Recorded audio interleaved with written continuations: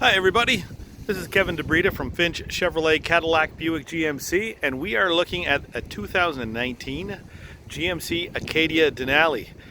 Most of the time when our clients pick up their vehicle, we will review the options on the vehicle, and a lot of my customers have asked for me to put it in a quick video so they can go back and review it at a later date and learn a little bit more about their new car. Let's get inside and have a closer look. Now, before getting in, I want to draw your attention to the little silver buttons on the side of the door. You'll notice this vehicle has them on both the front and the back doors. This is your lock and unlock button. So as long as there is a key within 1 meter, you're able to lock and unlock the vehicle simply by pushing the button. If you want to unlock all the doors in the vehicle, double click and all the doors are unlocked. Before we hop in, we'll do a quick review of the driver door.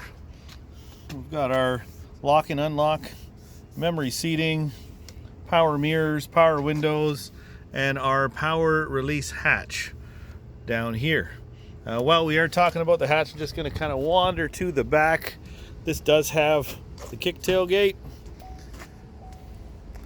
A lot of vehicles have the sensor on the rear of the vehicle. The Acadia has it right on the side. So just that rear bumper, quick little kick and release, and it will open and close. Let's head back inside. So we talked about the mirrors. We talked about the memory seats. I'm going to start up the vehicle so we can get everything functioning inside here.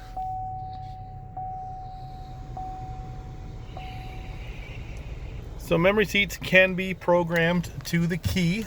They will program your seat and your mirror. And in this vehicle, they will program the tilt and telescopic steering. So once you have everything set up, your mirrors, which you're going to adjust down here, and your seat, which the controls are along the side, we're going to hit the set and the number at the same time. You hear that series of beeps. That lets you know that you have seat number 1 programmed in this case.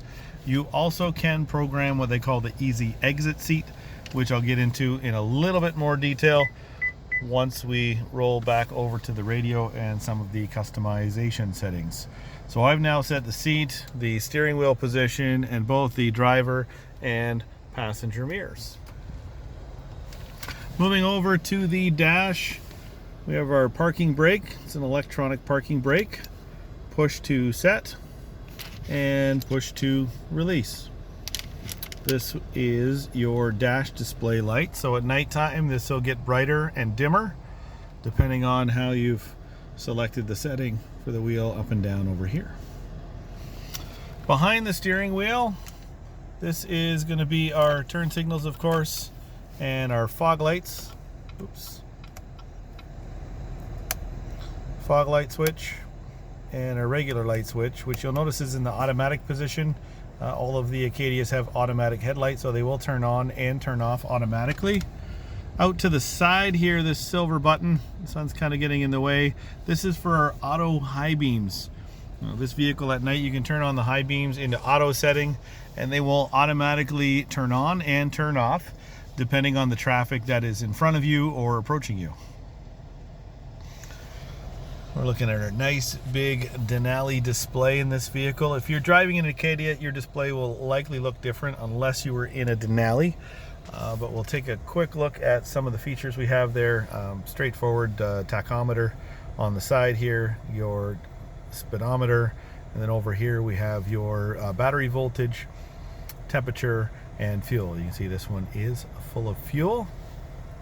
Underneath the speed, right at the very bottom, you'll see right there that picture of the car and a little bit of your speedometer. That is your automatic cruise control.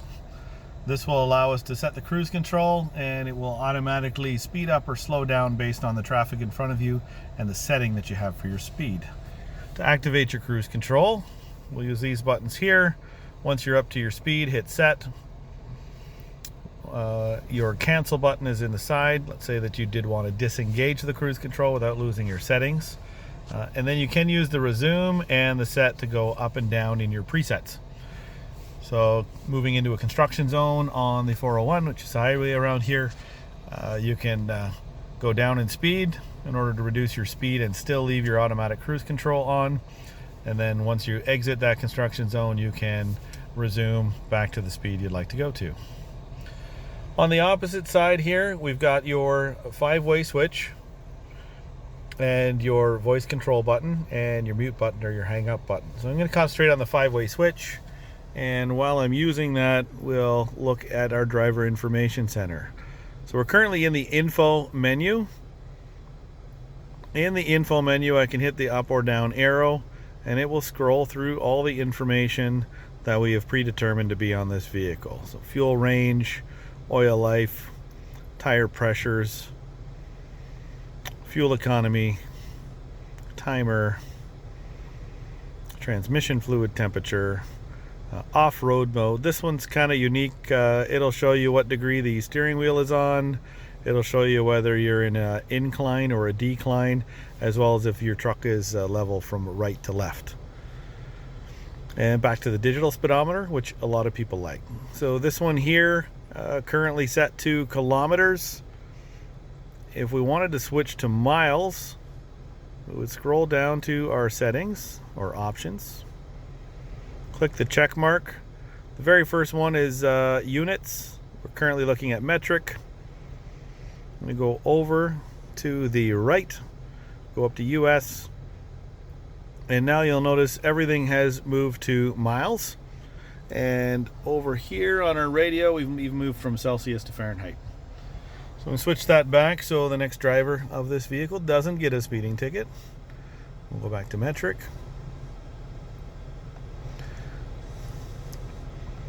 And we'll exit out of that menu.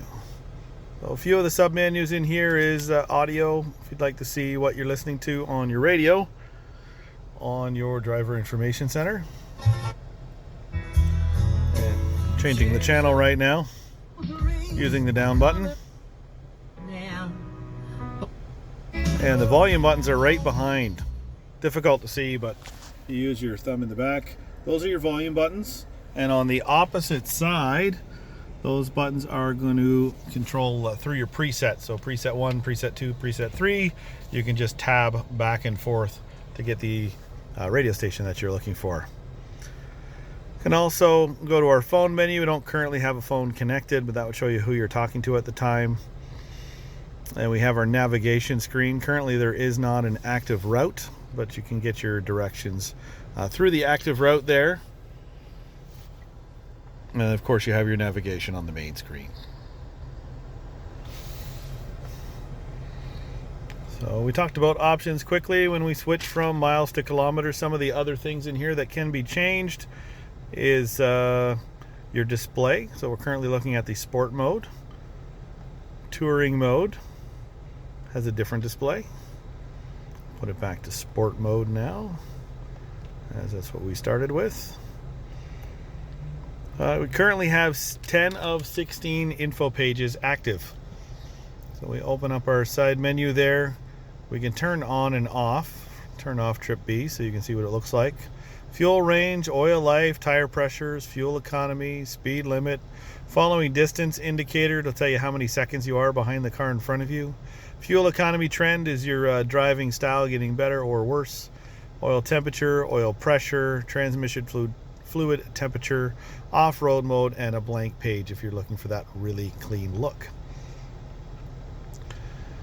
There is a speed warning which can be programmed on this vehicle. In Canada, if you're doing more than 50 over the speed limit, you can have your car impounded and be charged with racing. Many of our customers that do like to travel fast will go in and preset that. We can enable it right now. It's currently set to 90 kilometers, that is.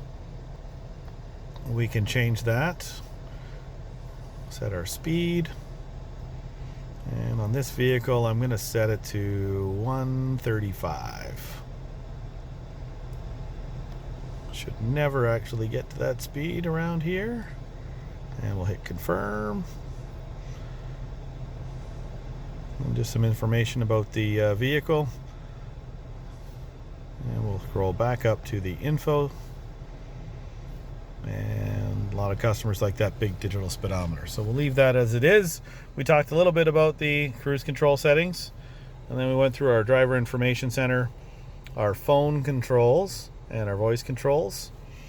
Here we have forward collision alert. Forward collision alert is going to utilize the camera in front of the rear view mirror, and it will illuminate a series of LED lights in that box which reflects up along the windshield.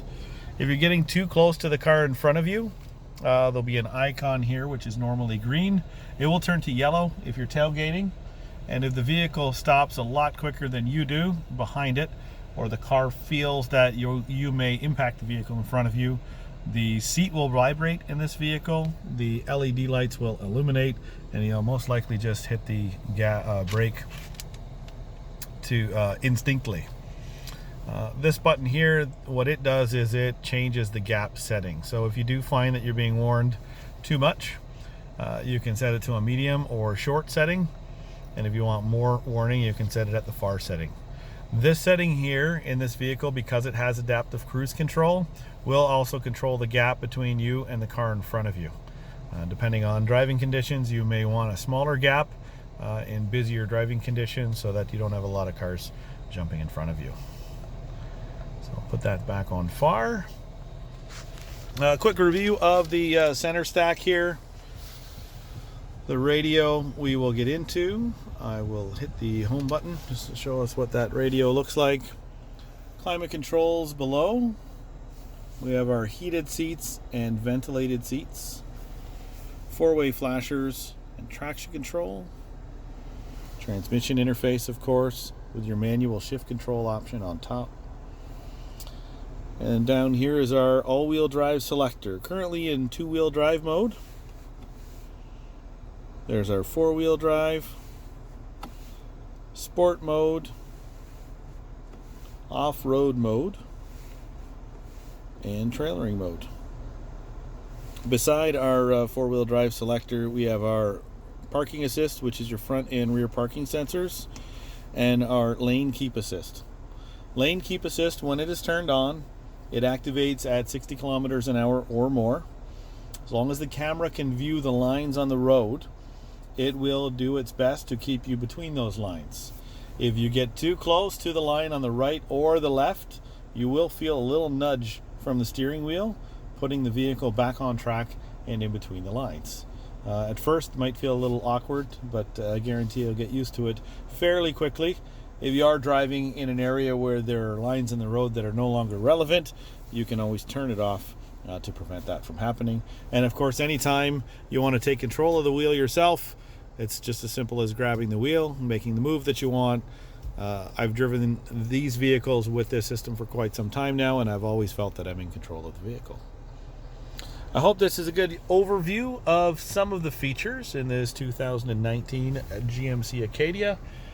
I'll probably post another video or two showing a few more things like the sunroof and programming the garage door opener, and of course going through the radio, programming Bluetooth phones, using the navigation system, and personalizing the vehicle so it does exactly what you want. Thanks for tuning in.